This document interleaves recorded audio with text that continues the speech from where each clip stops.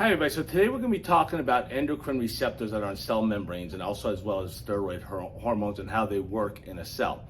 So before I get started, I just want to let you know that I've actually done an introductory video on the endocrine system, and so you may want to watch that first, but let's go ahead and get started. And basically there's two categories of hormones, okay? So the first category is what we're going to call the amino acid based hormones. And then we're going to have the lipid-based. So really quick, the lipid-based hormones, we're going to be talking about these in a little bit, but these are basically going to be steroids. And the steroids are basically lipid soluble. So what I mean by that is that these can pass right through a cell membrane and go into the cell. The amino acid-based are basically going to be broken down into three more categories. And the first one is what we call amino acid derivatives.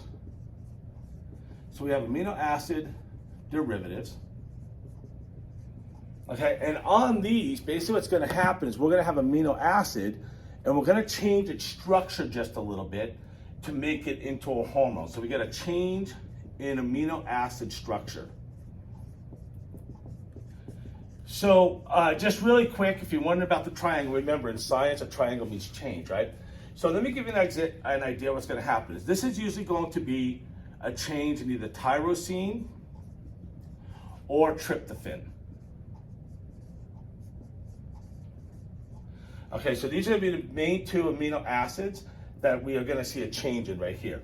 So I'm going to draw tyrosine right now. Okay, so I'm going to have a hydroxide group, which is going to come and attach onto here, some double bonds in there.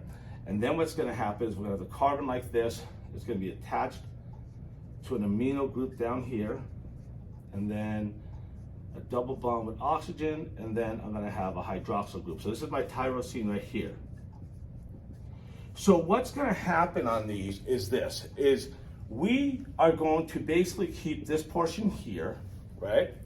And then we're going to get rid of all of this here and add more stuff on to make this into a hormone. So we're going to do these changes, and what we're going to do is we're going to add on a hydroxyl group. All right, so I already had one hydroxyl group. Here's my next hydroxyl group. Okay, and then we have a hydroxide on here, right? And my nitrogen group, and then we're going to get a methyl group. So what we've done now is, if you notice, this part here is still the same as this here. So we've derived this by changing this, and this is epinephrine. Okay, so that's going to be epinephrine. Some other amino acid ones is going to be norepinephrine, melatonin's another one, or melanine's another one, I mean.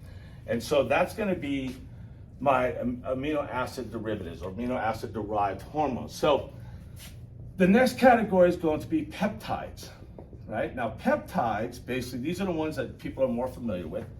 Peptides are going to just be short chains of amino acids. So here we get the change in amino acid. This is just made up of short chains of amino acids.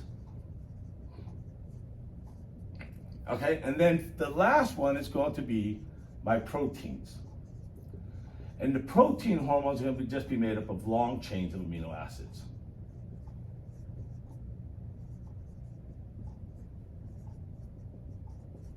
Okay, so here's the thing. All of these now are water soluble. So what I mean by water soluble is they can't pass through the cell membrane. Like we said here, this is lipid, and if you remember, the cell membrane is a double lipid bilayer. So this can pass through the cell membrane, go into the cell, and then cause changes in there, right? These actually have to use a receptor on the cell, and that's what we're going to talk about here. So let's go ahead and get started. And so what I'm going to do now is I'm going to draw my double lipid bilayer. So if you remember, this is a double lipid bilayer, right? I have two different layers on there. And so, like we said, on the amino acid based hormones, they have to use receptors. So let's go ahead and put a receptor right here, right? And this is going to be called a 7-transmembrane receptor. And the reason being is it's going to go through this membrane 7 times. So here's 1, 2, 3, 4, 5, 6, 7. So it's gone through 7 times, and that's why we call it a 7-membrane receptor. Now what I'm going to do is I am going to attach a protein onto here, and this is going to be called a G protein. So because it's attached to the 7-membrane receptor, we actually call this a G protein coupled receptor, right? Because it's attached onto there. And I'm going to call this GS. The S stands for stimulatory because this is going to stimulate something. So when this is on here, it's going to have something attached to it, which we are going to call GDP. And I'm going to come back to this in just a minute, okay? This actually, let's talk about it now. So on GTP, what this is guanosine diphosphate. So I'm going to have a guanosine molecule with 2 phosphates attached. That's what the diphosphate means, is I have 2 phosphates attached onto there. We'll come back to this in just a, well, actually, one more thing. This is going to turn off this protein. So it turns off my G stimulatory protein. So right now, this is inactive. What's going to happen now is I am going to have a hormone come down. So what I'm about to describe is called the second messenger system, okay? The first messenger is going to be my hormone. So here comes a hormone, and it bonds with this 7-transmembrane receptor, okay? And this is a hormone. And like I just said, this is my first messenger. Okay, this is my first messenger of this. So what we're gonna do is we're gonna need to get the second messenger. When this lands in here, it's gonna cause structural changes on this GS protein here, right? And so what's going to happen now is I am going to have another molecule come attached to this, and we are gonna call this Gtp. So this is guanosine triphosphate, guanosine triphosphate. This was guanosine diphosphate. So if I were to draw guanosine triphosphate, I would have my guanosine molecule with 3 phosphates on it. Okay, it's gonna have 3 phosphates on there. When the guanosine triphosphate attaches to this guanosine diphosphate now is going to come off. So this is going to come off of here. Okay? And now what this GTP does is it turns this on, right? It basically activates it. Okay? So now, here's what's going to happen is when this is activated now, it's going to change shape. So now it's changed its shape here, okay? Now that this has been activated, what it's going to do is it's going to travel along this double lipid bilayer here. And it's going to come to another molecule, which we are going to call adenylate cyclase. Okay, this is my adenylate cyclase. Okay, so this is going to travel down now here, and what's going to happen is here's my my GS with my GTP on the bottom. This is, so when it attaches onto there, it activates this adenylate cyclase that's there, okay? When this becomes activated now, this is going to make another hormone, which we are going to call Gtpase. This is an enzyme, right? I said a hormone, this is actually an enzyme because it ends in ASE. What this is going to do is it's going to come and it's going to cut off one of these phosphate molecules. So again, this is an enzyme and it's going to cut off one of these phosphate molecules. So if I go back over here and I cut off one of these phosphate molecules, it will look like this, right? If you notice now, this is the same as this. So my guanosine triphosphate has turned into guanosine diphosphate. So now this is going to be GDP. This has become GDP. Well, what do we know about GDP? Is it's going to turn off this stimulatory protein right here, right? So this is now going to be turned off, right? It's inactivated. And there goes my phosphate, right? So now when that becomes inactivated, what it does is this is activated, right? Like we said, well, it's been activated, so it has this, which is going to release this. What this is going to do now is this is going to start making changes. So you have a molecule which we call ATP. You might have heard of it. It's responsible for making energy in the body, right? This is what your mitochondria makes. What the adenylate cyclase will do is it will turn my ATP into something called cyclic AMP. If I were to draw this, I'd have an adenosine molecule with 3 phosphates. What happens here is I lose 2 of these phosphates, right? This stands for adenosine monophosphate. So I'm going to lose 2 of these phosphates off of there, right? And when we lose those 2 phosphates off of there, now we have this. This is going to be the second messenger. So there's my second messenger. Remember, we called this a second messenger system.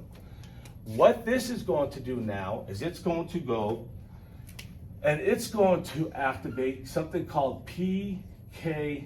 This stands for protein kinase A. All right, a kinase is basically something that does phosphorylation. And what phosphorylation is it's going to add phosphates onto proteins. So it adds phosphates, P stands for phosphates, onto proteins. Okay? So now, this has been activated. Now, this can do a wide variety of things. This is outside my cell, this is inside my cell, but I'm just going to draw another cell right here. All right, let's just pretend that this is a cell here. And on your cells, you have ion channels. So here's my ion channel here, right? And let's say we need to bring ions into the cell. Okay, so what's going to happen is when this phosphate attaches onto here, right? This ion channel is going to open. So now this open, and now I can get ions coming in, right? Ions can come in. Also, ions can go out. Sometimes what this will actually do is when the phosphate attaches, it may actually close these ion gates, right? And stop ions from going in and out. Just depends on what the cell needs. Let's say you've had a meal or you need something and you need enzymes to be activated, right? What this will do is it can activate your enzymes. So let's say we put a phosphate on there, right? And now the enzyme becomes activated. It may break down food. It may help other functions in the body take place also. So that could happen there. Or it could also inhibit it, right? If I have an enzyme I need to turn off, it could do that also. The other thing it can do is, as you know, inside the body, we have DNA, right? There's my DNA. So what we can actually do is have this attached to something that's on the DNA, or it's something called transcription factor, right? And we'll go to the DNA and it can cause protein synthesis. So let's just say that I needed more receptors, right? Let's say I needed more receptors for this hormone, more of my 7 messenger receptors for this hormone. I could actually have this go and cause the protein synthesis so I get more receptors. That's called upregulation, right? The other thing it can do is it can also just cause the cell to multiply, which is mitosis. So there's a wide variety of things that this can do, right? So that's my G stimulatory protein, right? The other thing we have is we could have G inhibitory. Let me use brown. Let's say this is a G inhibitory protein, okay? This would do the exact opposite. When all this happens, when this gets in there, it would turn off the adenylate cyclase. Okay, so my G inhibitory can do that. The other thing is let's say we're getting too many of the second messengers and we don't want any more. This is something that we call amplification. So one of these adenylate cyclases can actually cause the formation of many, many cyclic AMPs, or we call it CAMP. It can cause a lot of those to be made, and sometimes we don't want too many to be made. So what can happen is we could actually have something called PDE, right? Phosphodiesterase, right, which is an enzyme. And what this will actually do is it'll come and it'll break this up. It'll break that up so I don't get too many of those building up inside my cell. I just get the amount I need, right? So that's for GS and GI, right? So we said we had the G stimulatory and we have the G inhibitory, right? my G inhibitory. There's another one that I'm going to do right now, which is GQ. This is another protein, okay? So these two here basically destimulate the adenylyl cyclase. So these are stimulatory, right? This one's actually going to do another protein, but these are stimulatory. This one is inhibitory. So this one's going to inhibit reactions in the cell, right? So the GI inhibits, that's what the I stands for. So let's take a look at this one. Let's go down just a little bit further. Okay, so what I'm going to do now is, let's just say I still have my lipid bilayer here, right? And then what I'm going to have, let's go down just a little bit further. And then what I'm going to have is, again, I'm going to have a 7 transmembrane receptor. So here it is, and it goes 1, 2, 3, 4, 5, 6, 7. So there's my 7 transmembrane receptor. Now I'm going to have my G coupled protein receptor, my GQ, right? This is going to be GQ. So these are going to deal with some different hormones here, right? And so what's going to happen now is, with this, I'm going to have my Gtp attached to it, right? My GDP is attached to it, right? And then it's the same thing. So I'm going to get a hormone that comes in here, right? This is going to be my first messenger again, right? And what it's going to do is the same thing. It's going to activate this, and what's going to happen now is I'm going to get my GTP. Let me get back to my red. My GTP is going to attach onto it, right? And when GTP attaches, what's going to happen is this is going to come off, right? So here goes my GDP. That's come off of there, and now this is activated. So like we said before, this is going to change shape, right? It's changed shape now. Now, this is going to do the same thing. It's going to start to travel down the lipid bilayer. So now as it travels down the lipid bilayer, it is going to get to a protein that we are going to call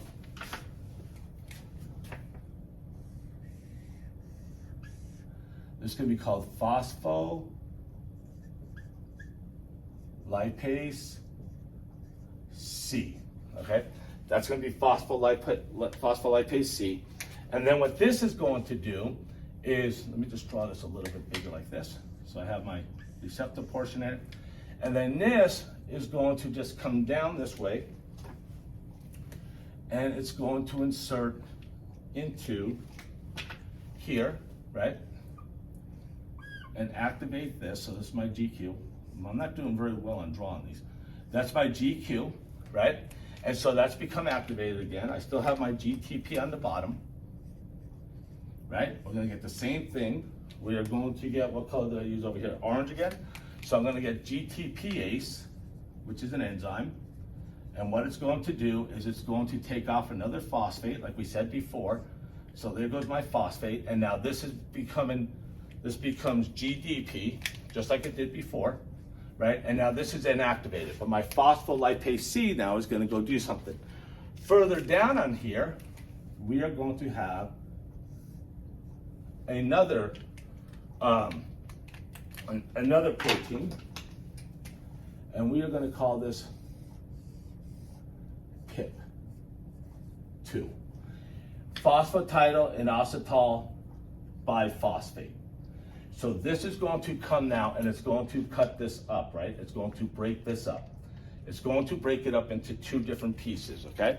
It's going to break this up into something called diacylglycerol, and it's going to break it up into something called inositol triphosphate, okay? So now my diacylglycerol, what it's going to do is it's going to go and it's going to activate proteins, right? Actually, it's going to activate something called protein kinase C. So remember the other one activated protein kinase A? This is going to activate protein kinase C, which now this is going to basically do phosphorylation of proteins. It's going to add phosphates on phosphorylation of proteins. So it's going to add proteins phosphates onto proteins, just like we saw in the other one, right? What this is going to do is this is either going to go to a sarcoplasm. Let's draw it like this. I'm going to draw it like this. And I'm going to have a sarcoplasmic reticulum, which, if you recall, the sarcoplasmic reticulum inside of a cell, inside a muscle cell, is basically the same as the smooth endoplasmic reticulum, right? Or it can just go to the smooth endoplasmic reticulum in other cells. But either way, what these are going to do is they are going to store calcium. All right, so they're going to be storing calcium. So this is going to have a receptor in here, and this is going to come down to the receptor and bond onto it. And when it does, it's going to cause the release of calcium. Okay, now calcium basically can go to troponin and cause muscle contractions, or what it could do is it can bond with something called calmodulin.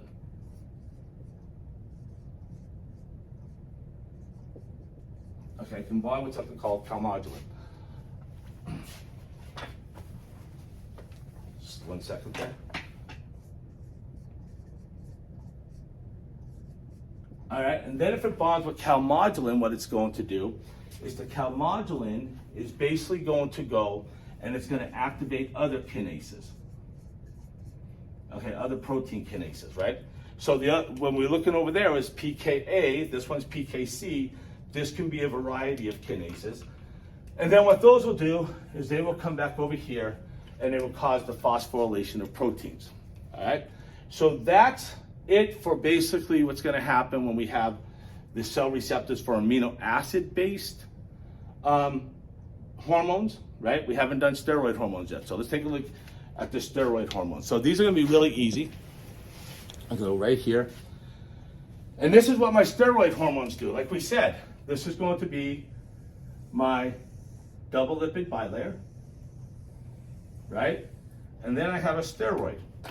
So here's my steroid hormone, right? And let's just say it looks like this. Because it's lipid, because it's a lipid-based hormone, basically the lipid being cholesterol, right? What this can do is come right through the cell membrane, right? Now, I can have receptors in here. I can have receptors that are out here in the cytoplasm, right? I can have receptors in the cytoplasm. Or I can actually have receptors that are going to be down here in the nucleus. Okay? And so what's going to happen is these can come in, and this can bond to this, and then this can go into the nucleus, and it can cause the DNA to start doing protein synthesis, right? Or I could, like I said, we could have receptors that are on the inside here. Let's go like this, and let's say these are already attached to our DNA, right? And let's draw it like this. And then what can happen is I can actually have another steroid come in, and it can actually attach onto here, which will cause the DNA to start protein synthesis. So you can see on steroids, it's actually a lot easier. All right, so that's it for my hormone receptors. Thank you so much for watching. If you liked the video, please hit the like and subscribe button, and we will catch you next time.